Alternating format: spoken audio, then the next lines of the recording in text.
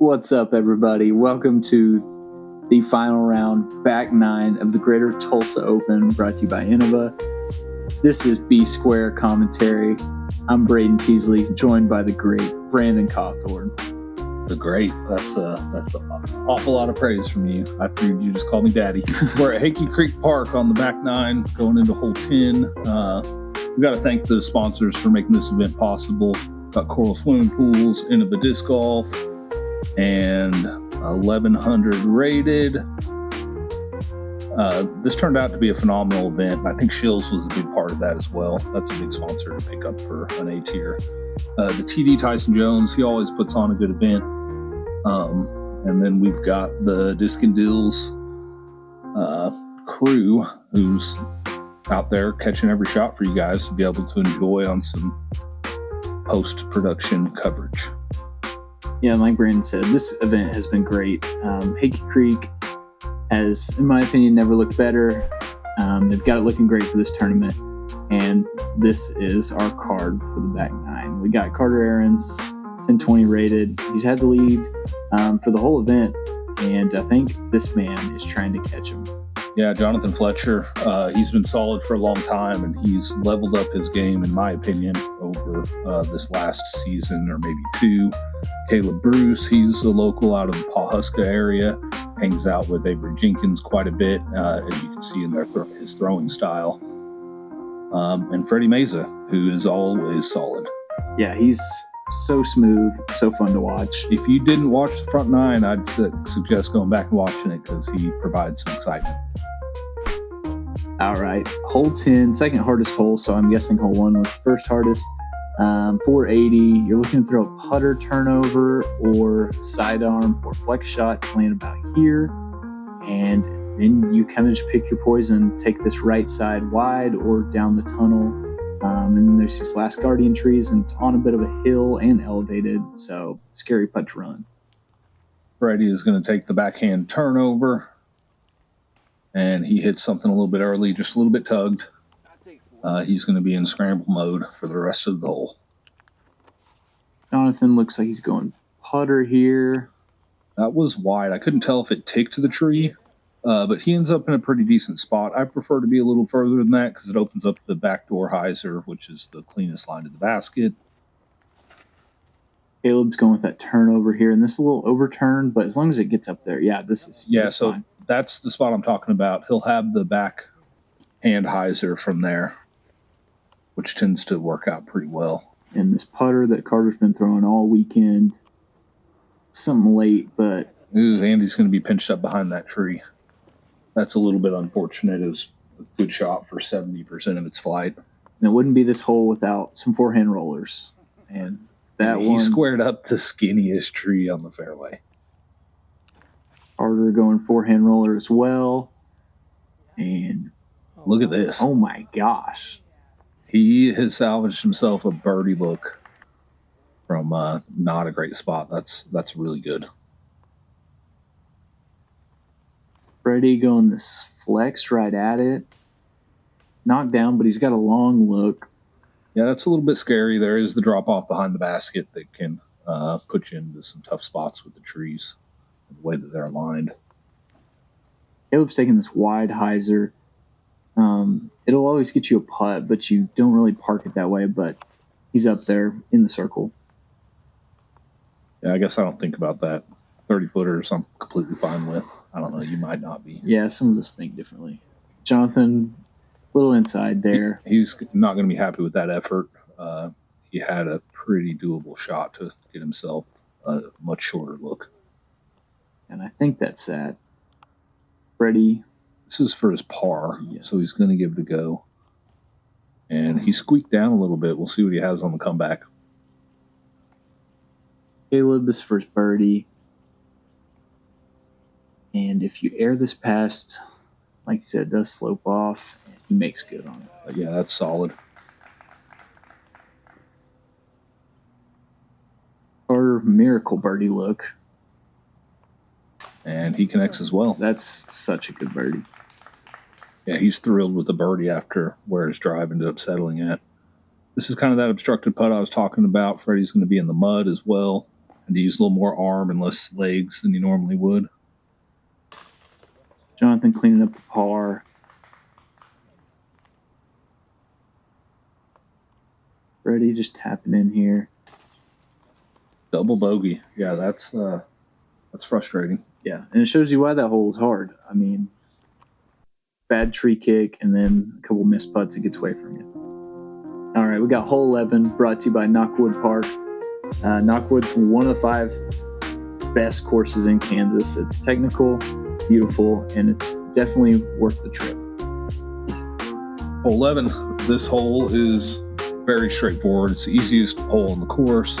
You're kicking yourself if you don't get the birdie here, but it does require kind of a controlled shot. You want to throw something in like the 220 range and let it just slide up to the basket. Very straight. Yeah, and there is danger deep. That's why it's pretty important to bury it into the hillside there. Caleb's going to show us the putter approach. Baby hyzer flip. This should cut back towards the basket a little bit, and he's perfectly fine with that. Carter throwing that same putter. Needs to stand up just a little bit. Yeah, that's perfect. That works. I would fully expect this card to star frame this. Jonathan, looks like we got 3 good ones. Yeah, I think he's the making only that. way Fredy doesn't birdie this is if he ace runs it and doesn't draw metal. Oh, going to the forehand. He's going That's side on. actually kind of surprising. But that is useful. I mean, Good shot. there's a reason he went sidearm. Caleb the furthest away. At all of 12 feet.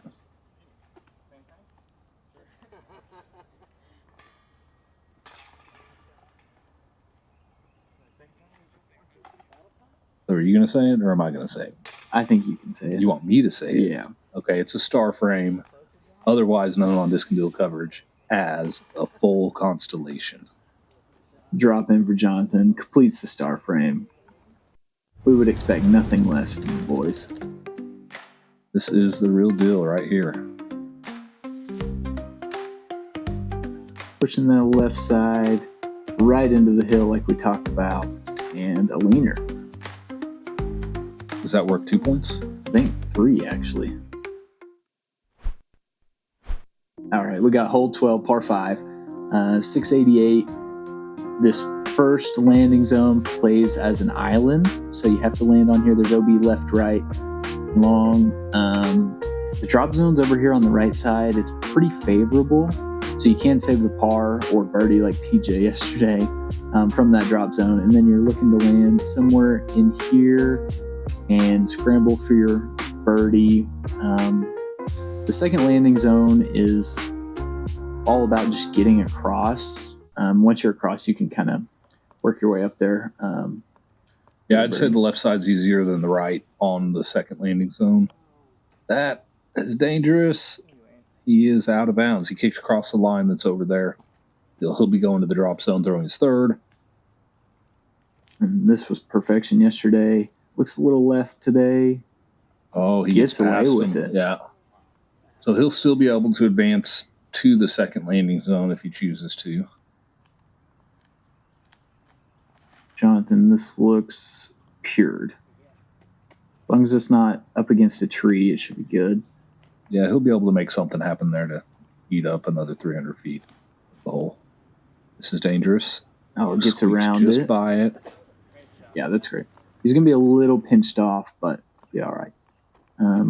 Carter going with the forehand, just trying to get across here.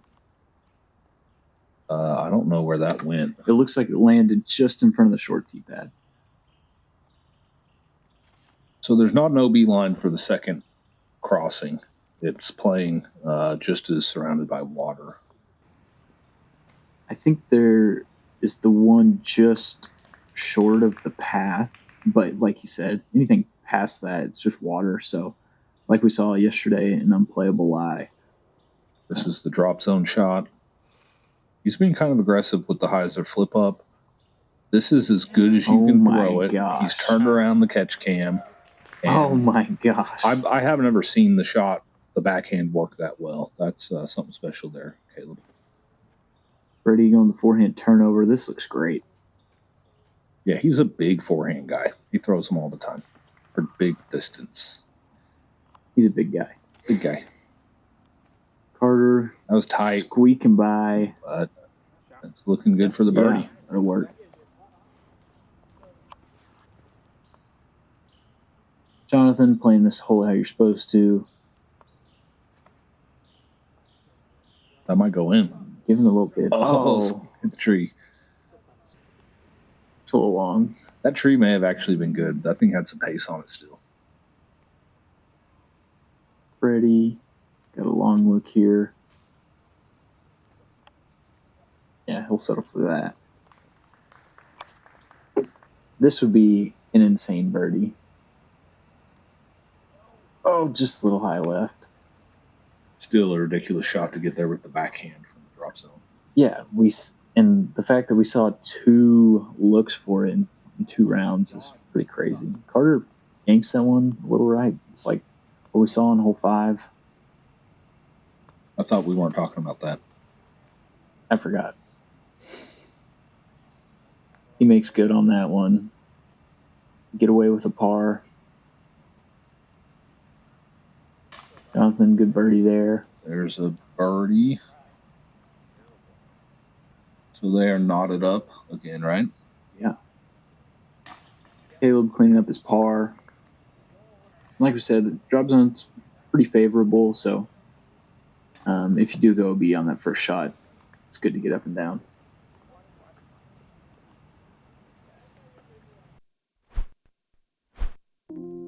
All right, hole 13 is brought to you by Heiser Knots, supplying your disc golf needs.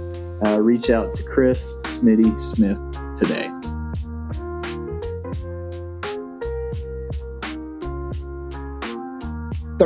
This is a par 3.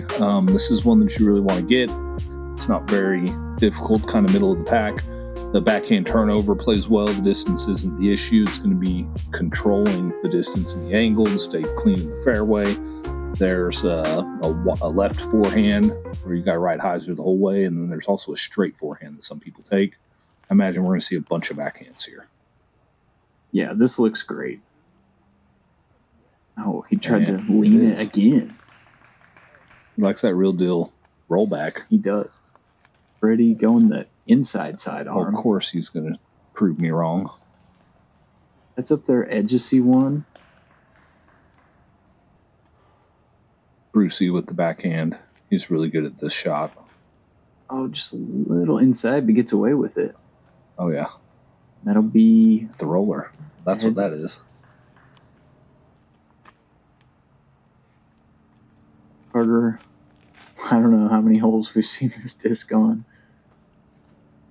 It's one of his workers for sure, and that's why. Yeah, that's perfect. Brucey trying to connect from shallow circle 2, and he gets it. Go. Good putt there. I would say we need this one for the star frame. Ooh, just a little low left. That's uncharacteristic. He's normally really good for those. Carter cleaning up the birdie. Kind of bounces back and forth between the stagger and straddle. Fredy cleaning up the par. Nothing tapping in. I wonder if he goes to the straddle to not pull it. If he feels like he's pulled a putt, maybe he goes to the straddle to keep it all centered up.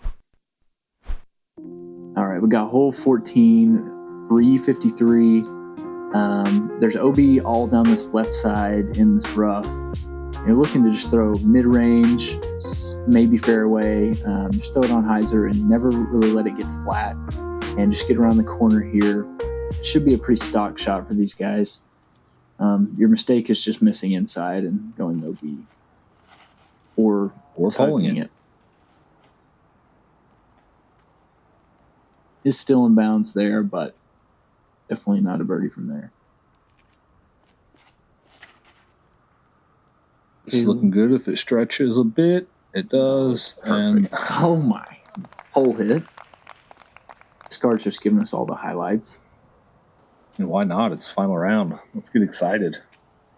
Carter going mid-range. This is perfect. Yeah, that's the action you're looking for. Never brings the OB into play. Doesn't need any tree love. Just pure the entire way. Fredy looking to bounce back here. Might be going for a 1. Wouldn't be the first time. Good shot from Fredy there. Jonathan got this left for his par. Makes light work, but he's definitely kicking himself for at least not giving himself a chance there. Yeah, he's going to lose a stroke to Carter on that one and give up the shared lead.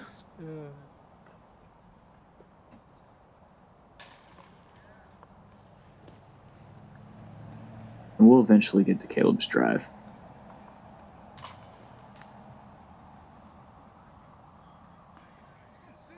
Shout out Kevin Sarter in the background there. I know he did a lot of work getting this course ready for this event, among other people. Yeah, him, Jason Mansour, and Yasha had a lot to do with everything that happened here pre-event, so that the event, the course was ready for the event. You got the real deal rollback there from Caleb, hitting metal, hitting the pole. Park job.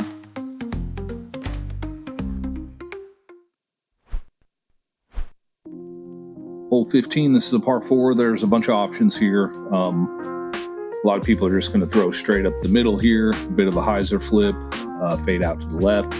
There is a forced over forehand shot down the left side. The closer you are to the path, the plays will be, gives you a very open forehand approach to the basket, so you don't have to deal with any of the pesky late gaps on this hole. I imagine Caleb's throwing that same purple disc right down the middle. CD1, he hasn't missed it yet. No, and he's not going to right now. Oh, late tree, but the kick right, sometimes it's definitely more open over there if you get right enough. Carter, same play down the middle. Just wanting this to finish left and hits a tree, stays in the middle. Be a tough approach from there. He's going to have a couple of small gaps to choose from. Fredy likes that backhand line, so he's going to throw it as well. He's looking to get left, and he's done it pretty well. He should be able to manufacture something from that position. Jonathan going with that sidearm gap we're talking about over here. Yeah, I think if I remember before the round, Joe Carey was telling him that this is the play. This is what you do. And a lot of the locals take that line because you'll see once we get up to his position how easy of an approach it is. And you're not dealing with any of this right here. Yeah, that was a tough shot from Carter. He hit the gap well, just too low.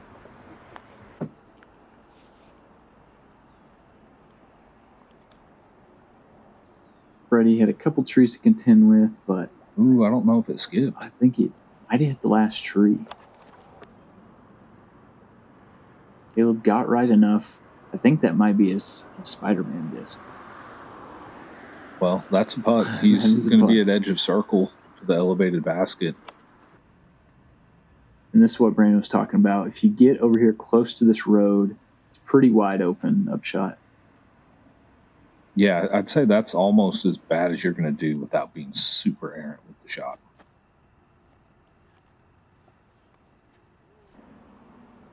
Carter just ready for a highlight. Caleb for the birdie. Oh, just a little high. And the roll away. He's just as far as where he was. Yeah, it does slope away just a little bit on this backside, so it sometimes happens.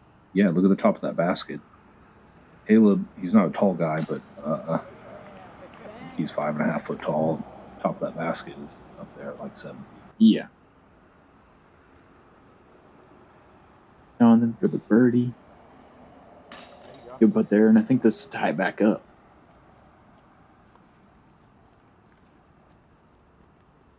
Yeah, get out of the way. Fredy's going to putt before you clear your disc sometimes. Fredy is playing very fast. He always does. If there's a backup on a card that he's on, he is not the cause of it ever. All right, hole 16, par 4, 606 feet. Like we mentioned in previous rounds, this left side is all painted OB and it kind of bubbles in around the 400-foot mark. So if you're going for big distance, it makes you play more to the right.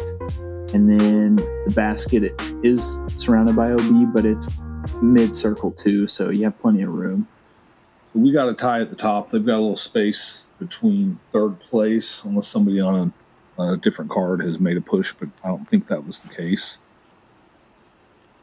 Jonathan's just content with giving himself something from that right side, not bringing the OB into play at all. He goes all hyzer. Yeah, and you don't really have to bite off a ton of distance to get up and down. Just missing out here on this right side, not bringing in an OB into play and that's done to perfection. Yeah, that's what Caleb's wanting there. See what Carter decides to do. He's looking right. He went straight last round. And now he's throwing a little further right. Yeah, if this hooks up, this is way down there. Yeah, he doesn't bring... If that tips over, it does bring the long OB into play. But he knows his disc. He's not going to let it flip at all. Fredy thinks that this is going OB, or he's just walking off because cool guys don't watch explosions. Yeah, he didn't even watch that. He knows what's going to happen. He's going to birdie.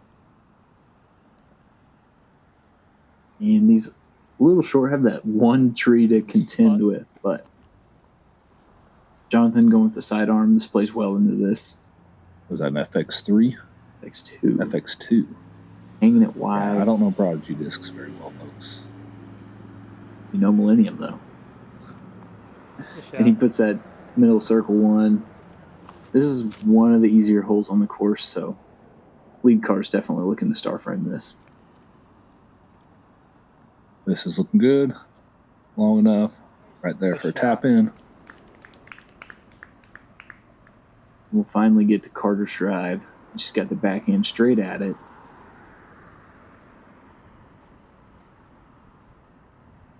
And that's done to perfection. That's exactly what you'd expect. I think Fredy will clean up on this. Hey! Little left side grabber. Yep, corner pocket. We call that the Scott Adams. Good putt from Jonathan. Well on our way to the star frame. Jonathan's 11 under right now through 16. That's cooking. Yeah, he's playing well. Yeah, I think the first round Carter was 14 under through 17. Is that right? Or he may have been 15 through 17 and bogeyed the last hole. Man. Star frame, full constellation. And we got hole 17 brought to you by Discs Unlimited. Check out the website. They've been supplying discs for tournaments, clubs, and players since 1987. Hole 17. This is not technically an island, but you want to be inside of this wood wall that circles the basket. It's a little deeper than circle 1. Everything outside of that wall is going to be hazard. Yeah, it plays well for the backhand putter right at it or the sidearm hyzer. Looks like Jonathan's going with that backhand putter. And this needs to sit. Yeah, and it does. Yeah, that's fine. I could tell he didn't like it out of the hand. And this is the Spider-Man disc I was talking about. Do you know what it is? I think it's a Horizon FD3. Yeah, you know Discmania discs. Yeah, and that was thrown great. Carter lining up the backhand. I think this plays better in my mind for an overstable putter, thrown flat, but he likes the hyzer the entire way. He's got a lot more power than I do, so I'm not going to question his shot selection. Fredy just going right at it. Just thinking, why not ace it? Why not? He's good for comeback putts.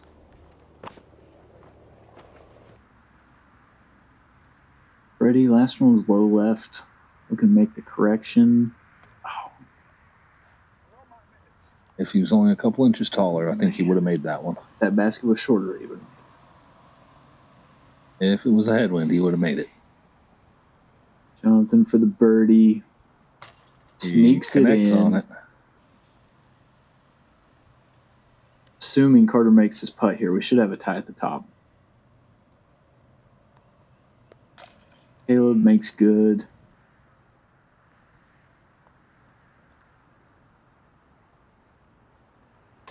Solid. All right, we got ourselves a tie at the top.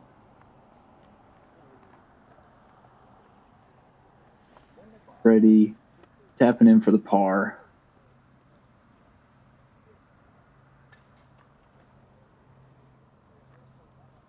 Headed over to hole 18. We are dealing with a hole sponsor. There you go. Hole 18 brought to you by Just Send It Disc Dies. Don't miss out on your chance to snag some unique disc dies. Visit the website down below today. Back to the hole description. We've got a par 4. It's not played from this tee pad. It's played from the long tee pad. There's an OB line on the left and on the right. It's tight at the tunnel, and then it starts to open up from there all the way to the basket. You really got to get a good drive out there to put yourself inside of about 350 to the basket if you're wanting to get the birdie here. Yeah, and on the graphic there, it did show as the hardest hole final round. We have OB both sides of this gap off the tee, so any early tree can kick you OB, and this looks that's good. Perfect. That's exactly what you're looking for. Yeah, so an early kick and maybe the final hole of an H here kind of got to some players and made it play as the hardest hole if that graphic was accurate. Yeah, Caleb, I couldn't tell if he nicked the last tree or got past it, but Carter needs good drive after Jonathan pured it. A little high. Close the limbs. You can get up and down from there. It's just going to require something kind of special. Fredy, a little low, but can he get past it? Yeah, it does. And I think Carter's actually fought through a little bit. So you're saying I'm wrong? It doesn't have to be special at all? I call it like I see it. Okay. Caleb going right at it. Not throwing the purple disc. What are you thinking, dude? Yeah, purple disc would have been parked. Oh, absolutely. I'll be your caddy, Caleb. Fredy probably got 350, 380 in here. Bringing the hyzer in. And well, he's done with this tournament. Yeah. I think that's a disc he aced with, too. Carter knows he needs to get up and down here. It's going to be a flat to hyzer. Nope. He's going with the hyzer stand up, and it dries up a little bit short. That kind of happens. You've got a bit of a low ceiling with some of the limbs you have to contend with from there. He was further up than I expected, so I was wrong, and I have no problem admitting it. Jonathan, seeing Carter drive short, knows he wants to park this. Swinging the hyzer in. This is with the tournament on the line. That's so good. What a shot. Caleb for the long birdie. Looking to finish strong. Oh, my gosh. Nearly drained it for the unlikely birdie. Fredy tapping in his birdie. He said, get me out of here. Solid round for Fredy.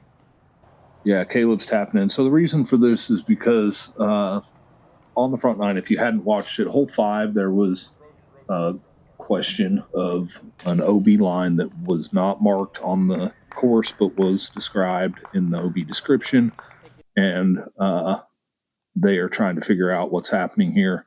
So originally what they decided with right here before Carter putted, because the tournament is on the line and he would have to make it assuming that Jonathan is going to make his putt, is that the OB line wasn't drawn, it was missed. So Jonathan's birdie, which was input into the score, stands. Carter has this for the birdie. Oh, he almost connects for it. That's frustrating. Jonathan's still got to make his putt in order to not go into a playoff. And so he birdies. Right now, they think that Jonathan's believing that that's for the win because Tyson had made a ruling that with no OB line, we can't enforce it.